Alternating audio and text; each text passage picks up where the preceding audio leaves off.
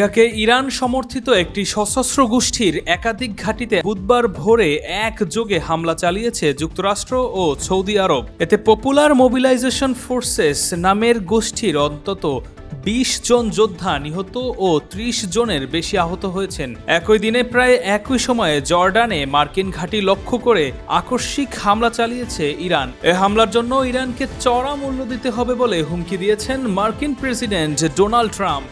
You're very good at this. You can maybe tell them. I think they should put in for Russia, but I think they should put in for Iran. And that's really what Lindsey wanted. টানা ১৩ দিন পর গত শুক্রবার ইরানে বোমা হামলা স্থগিত করেছিল যুক্তরাষ্ট্র। মার্কিন হামলা বন্ধ হওয়ায় ইরানও পাল্টা হামলা স্থগিতের ঘোষণা দিয়েছিল।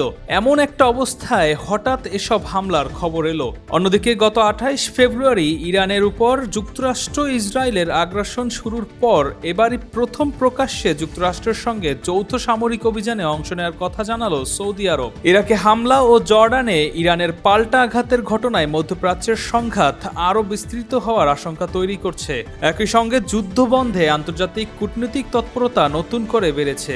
গতকাল ভোরে ইরাকের বিভিন্ন স্থানে পিএমএফ এর একাধিক ঘাঁটিতে হামলা চালায় যুক্তরাষ্ট্র ও সৌদি আরব। ওয়াশিংটন ও রিয়াদের দাবি, ইরাকের ভূখণ্ড থেকে সৌদি আরবের তেল স্থাপনায় চালানো ড্রোন হামলার জবাবে এ হামলা চালানো হয়েছে। পিএমএফ জানিয়েছে বাগদাদ, নিনেভে, বসরা, কিরকুক, কারবালা, দিয়ালা ও ওয়াসিয়াত সহ কয়েকটি প্রদেশে তাদের ঘাঁটি লক্ষ্য করে হামলা চালানো হয়েছে। এতে অন্তত ২০ জন সদস্য নিহত হয়েছেন ও ৩২ জন আহত হয়েছেন। হতাহতের সংখ্যা আরও বাড়তে পারে বলে জানিয়েছে গোষ্ঠীটি। ইরাকের প্রধানমন্ত্রী আলী আল জাইদি পরিস্থিতি পর্যালোচনায় জাতীয় নিরাপত্তা বিষয়ক মন্ত্রী পরিষদের জরুরি বৈঠক ডেকেছেন। দেশটির প্রেসিডেন্ট নিজার আমেদি এ হামলাকে অগ্রহণযোগ্য এবং ইরাকের সার্বভৌমত্ব রক্ষার সুস্পষ্ট লঙ্ঘন বলে নিন্দা জানিয়েছেন। তিনি বলেছেন, ইরাকের ভূখণ্ড অন্য কোনো দেশের বিরুদ্ধে হামলা চালানোর জন্য বা আঞ্চলিক শক্তিগুলোর দ্বন্দ্ব মেটানোর জন্য ব্যবহার করা যাবে না।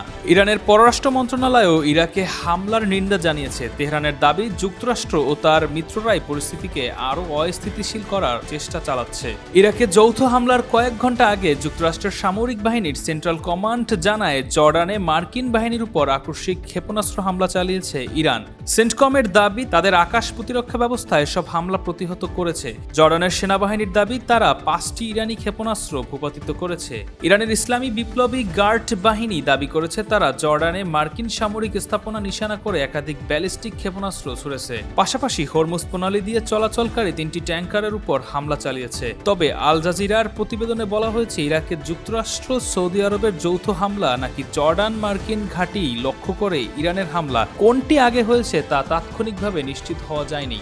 বিশ্লেষকরা বলছেন, জর্ডানে প্রায় ৪,০০০ মার্কিন সেনা মোতায়েন রয়েছেন। নতুন করে যুদ্ধ শুরুর পর থেকে দেশটির মার্কিন ঘাঁটিগুলো ইরানের অন্যতম প্রধান নিশানায় পরিণত হয়েছে। এ অবস্থায় সেনাদের মুঠোফোন ব্যবহারে কড়াকড়ি আরোপের কথা ভাবছে মার্কিন সামরিক বাহিনী। তাদের আশঙ্কা, সেনাদের মুঠোফোনে ধারণ করা ছবি ও ভিডিও অনলাইনে ছড়িয়ে পড়লে তা ইরানকে হামলার নিশানা নির্ধারণ ও ক্ষয়ক্ষতি মূল্যায়নে সহায়তা করতে পারে। জর্ডানে মার্কিন ঘাঁটিতে হামলার বিষয়ে ট্রাম্প বলেন, এজন্য তাদের চড়া মূল্য দিতে হবে। তার দাবি, আকস্মিক হামলার জবাব দিতে মার্কিন বাহিনীর হাতে মাত্র কয়েক মিনিট সময় ছিল। তবে ক্ষেপণাস্ত্রগুলো লক্ষ্যবস্তুতে পৌঁছানোর আগেই সেগুলো ধ্বংস করা সম্ভব হয়েছে। ট্রাম্প দাবি করেন, ইরাকে ইরান সমর্থিত শিয়া মিলিশিয়াদের বিরুদ্ধে যুক্তরাষ্ট্র সৌদি যৌথ হামলা ইরাকি সরকারের সমন্বয়ে চালানো হয়েছে। তিনি এসব গোষ্ঠীকে বিশ্বের জন্য ক্যান্সার বলে মন্তব্য করেন এবং ইরান সমর্থিত অন্যান্য গোষ্ঠীর বিরুদ্ধে আরও কঠোর পদক্ষেপ নেওয়ার ইঙ্গিত দেন। Sabbir Ahmed, desk report, lens 24।